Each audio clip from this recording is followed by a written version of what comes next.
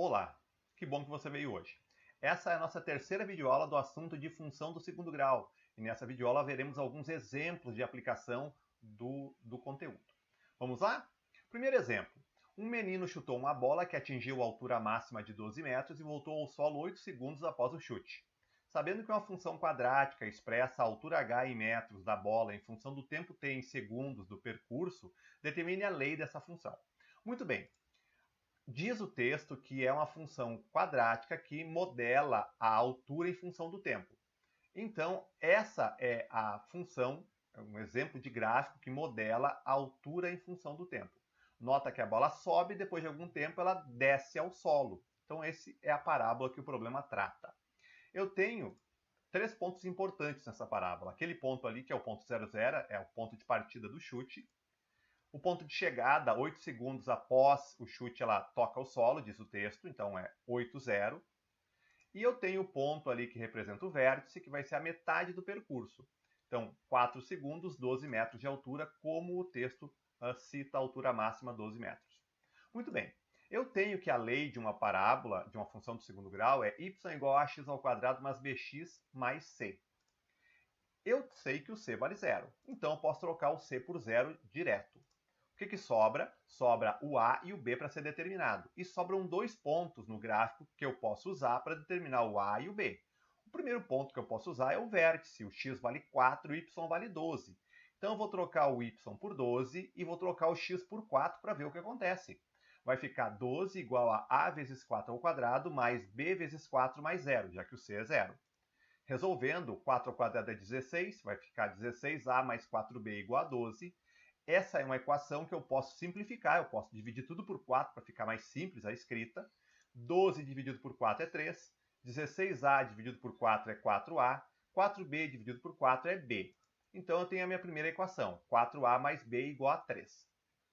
Muito bem, agora eu vou para a minha segunda equação e eu vou pegar o outro ponto que eu não usei ainda, que é o ponto onde toca o solo, 8 para o x, 0 para o y. O y eu vou trocar por 0, o x eu vou trocar por 8. Vai ficar escrito, então, 0 igual a 64a mais 8b. Eu posso dividir por 8 essa equação para tornar mais simples a escrita. 64a dividido por 8 é 8a, 8b dividido por 8 é b. Então, a minha escrita fica 8a mais b igual a 0. Então, eu tenho duas equações, 4a mais b igual a 3 e 8a mais b igual a 0, que eu vou apresentar numa tela nova para facilitar a resolução. Então está aí o meu sistema. 4a mais b é 3, 8a mais b é 0. Um sistema eu posso resolver por substituição ou por adição. Basicamente, são as duas técnicas mais utilizadas. Eu vou multiplicar a equação de cima por menos 1 para poder cancelar o b. Olha o que vai acontecer. 4a vezes menos 1 é menos 4a, b vezes menos 1 é menos b, 3 vezes menos 1 é menos 3. A equação de baixo eu não altero, e agora eu vou somar as equações. Pode ver que o menos b vai cancelar com o mais b. E vai ainda ficar menos 4a mais 8a igual a 4a, menos 3 mais 0 igual a menos 3.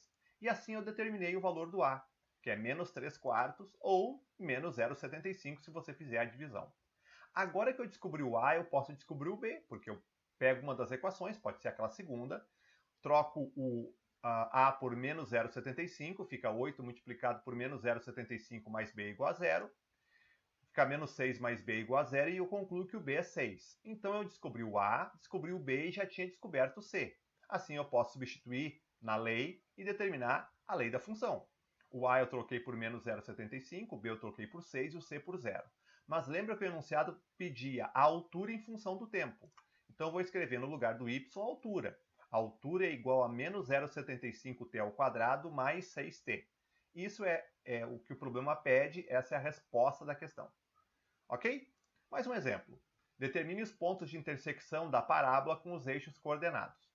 Essa parábola tem, essa função do segundo grau, tem os coeficientes a igual a 1, b igual a menos 1 e c a menos 2. Com esses coeficientes eu consigo traçar o esboço do gráfico. O a indica a concavidade vai ser para cima, porque o a é positivo. O b é menos 1, a parte da parábola que corta o eixo y é a parte que desce. E o c é menos 2, vai cortar o eixo y lá no menos 2. Então o modelo, um esboço, é esse aí. Concavidade para cima, corta o eixo y descendo e corta no menos 2. Os pontos de intersecção da parábola com os eixos coordenados são esse, que eu vou chamar de A, esse que eu vou chamar de B e esse que eu vou chamar de C. São 3 pontos, portanto. O ponto A, o y é 0. E, como é uma raiz, o x vai ser um x que eu vou encontrar fazendo a fórmula de Bhaskara, resolvendo a equação do segundo grau. O B, eu tenho determinado o x, que é 0, e o y, que é menos 2, porque o C indica onde exatamente corta o y. Corta no menos 2, porque o C vale menos 2. E o ponto C vai ter a segunda raiz, que vai ser o segundo x da fórmula de Bhaskara, e o y vale 0. Por que eu vou fazer a fórmula de Bhaskara afinal? Porque no ponto A e no ponto C o y é 0. Se eu trocar o y por 0, vai ficar x² menos x menos 2 igual a 0. Isso aqui vira uma equação do segundo grau. E eu resolvo uma equação do segundo grau pela fórmula de Bhaskara, que é esta aí. Troco o A por 1, o B por menos 1 e o C por menos 2. Resolvendo a fórmula de Bhaskara, eu vou encontrar que o x é igual a 1 mais ou menos 3 dividido por 2. X', 1 menos 3 dividido por 2, que dá como resultado final menos 1. X duas linhas, 1 mais 3 dividido por 2, que dá como resultado final 2. Então eu encontrei dois valores para o x. Um dos valores eu vou colocar no ponto A, vai ser o x negativo, porque o ponto A está no lado negativo, e o outro valor eu vou colocar no ponto C.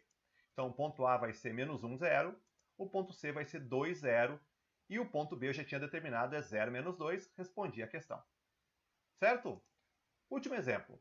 Na figura está representado o gráfico da função y igual a 4 menos x². Qual é a medida da área do retângulo? Ora, a área de um retângulo é base vezes altura, nós já conhecemos. A base do retângulo é bem determinada, vale 2. E a altura do retângulo eu vou descobrir quando eu determinar o y daquele ponto, porque o y daquele ponto vai representar exatamente a altura do retângulo.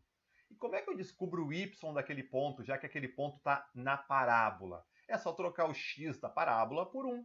E eu tenho a lei da função. A lei é 4 menos x². Então, se eu trocar o x por 1, eu vou encontrar o y da função.